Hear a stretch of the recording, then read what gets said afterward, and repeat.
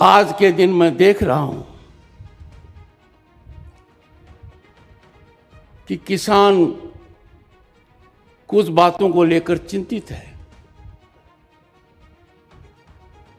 ये बहुत ही जरूरी है कि समाज का कोई भी वर्ग प्रजातांत्रिक व्यवस्था में यदि चिंतित होता है तो सकारात्मक रूप से, अविलंब रूप से उसका निराकरण होना चाहिए। और प्रजातंत्र में निराकरण का एक ही माध्यम है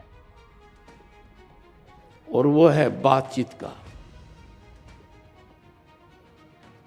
I have said, friends, on number of occasions, dialogue is the only way to find solution to problems in democracy. और भारत के प्रधानमंत्री ने तो विश्व पटल पर कहा है कि दुनिया की ज्वलंत समस्याएं और जो हम कॉन्फ्लैग्रेशंस देख रहे हैं, युद्ध देख रहे हैं, अंततः उनका निपटारा बातचीत से होता है।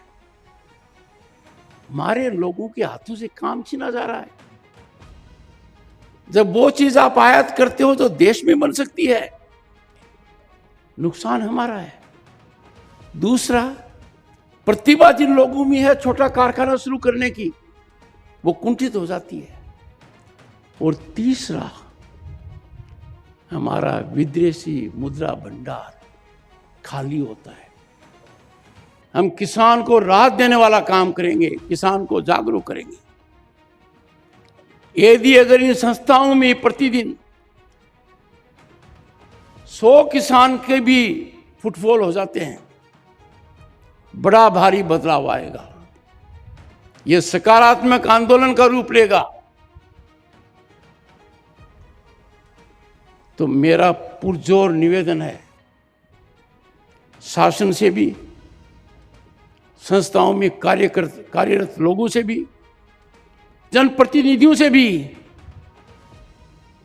और ऐसी संस्थाओं से भी, एकलव्य ग्रामीण विकास ऐसी संस्थाओं से भी, कि वो किसान कल्याण के लिए ऐसी व्यवस्था करें कि भारत का किसान दुनिया के सर्वश्रेष्ठ किसानों में एक हो। ये गांव मेरे लिए छोटा नहीं है, ये गांव मेरे लिए मार्गदर्शक है कि इस गांव में अल्प समय में कृषि विज्ञान केंद्र ने कितना उत्साह लोगों में भर दिया है। यही काम यदि अगर 730 कृषि विज्ञान केंद्र देश में करेंगे तो निश्चित रूप से किसान की मानसिकता में बदलाव आएगा। वो कृषि व्यापार से जुड़ेगा, कृषि उत्पादन में मूल्य वृद्धि करेगा और अनुसंधान की ओर आगे जाएगा।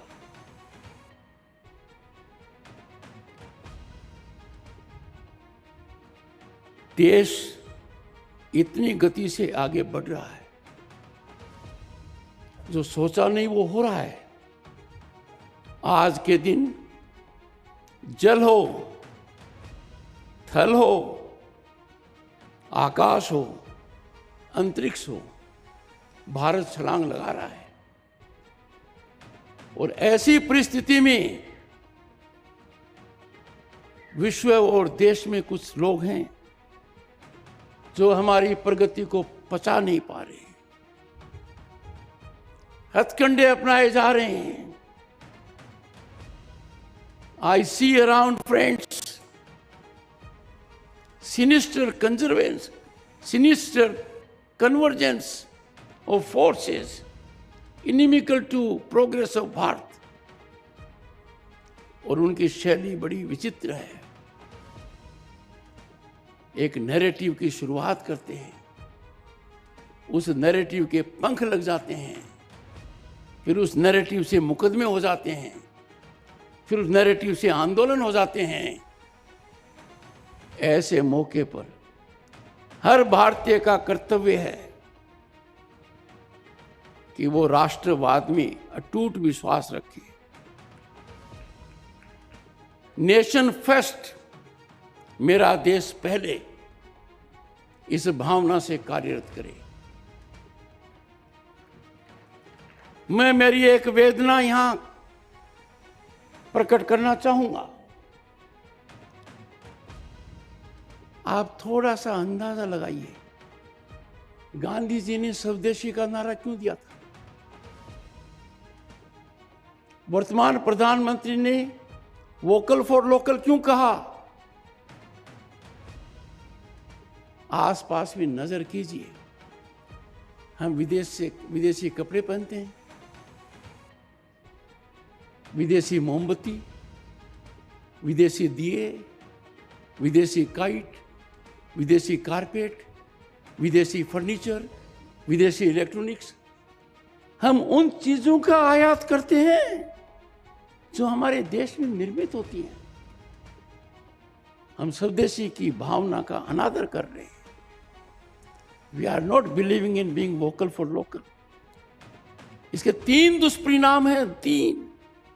पहला दुष्परिणाम, हमारे लोगों के हाथों से काम छीना जा रहा है। जब वो चीज आप आयात करते हो तो देश में बन सकती है, नुकसान हमारा है। दूसरा, प्रतिभा जिन लोगों में है छोटा कारखाना शुरू करने की, वो कुंठित हो जाती है। और तीसरा, हमारा विदेशी मुद्रा भंडार खाली होता है। जब लोकसभा में आया था 1989 में, केंद्र में मंत्री बना था, तो भारत का सोना स्विट्जरलैंड के बैंक में गिरवी रखा गया था। मैं केंद्रीय परिषद का सदस्य था।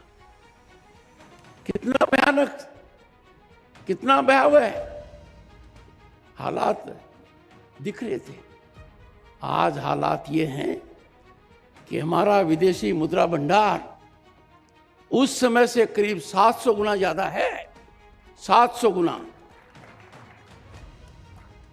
पर हम उसमें छेद क्यों करें? स्वदेशी में विश्वास, बीइंग वोकल फॉर लोकल, ये हमारी राष्ट्र भावना होनी चाहिए। दूसरी जो मेरी पीड़ा है कि हम धरती पर आए हैं, धरती पर कुछ संसाधन हैं, हम उनका मापदंड, नाप तोल आर्थिक ताकत से कर रहे हैं। जल हो, पेट्रोल हो, एनर्जी हो, इसलिए हम नहीं ज्यादा खर्च कर सकते कि मैं तो अफोर्ड कर सकता हूं, मेरी तो आर्थिक ताकत है। नहीं, हमें संकल्प लेना होगा राष्ट्र को उत्थान के लिए।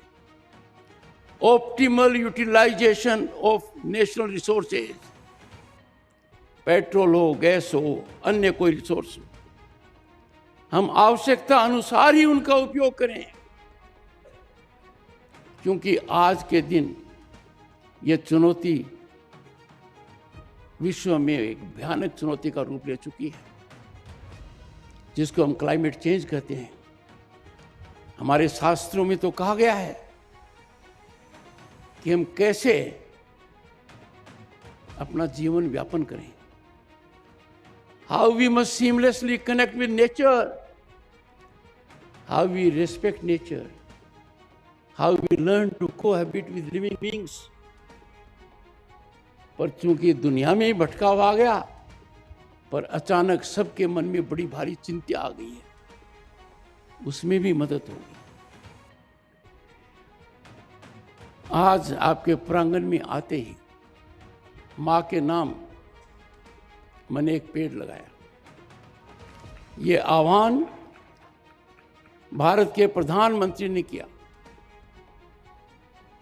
बल्कि ऑन अ लाइटर नोट मैंने तो मेरी मां के नाम भी पेड़ लगाया, और वो मेरी धर्मपत्नी की सास भी है, तो मैंने 2 काम किए एक साथ।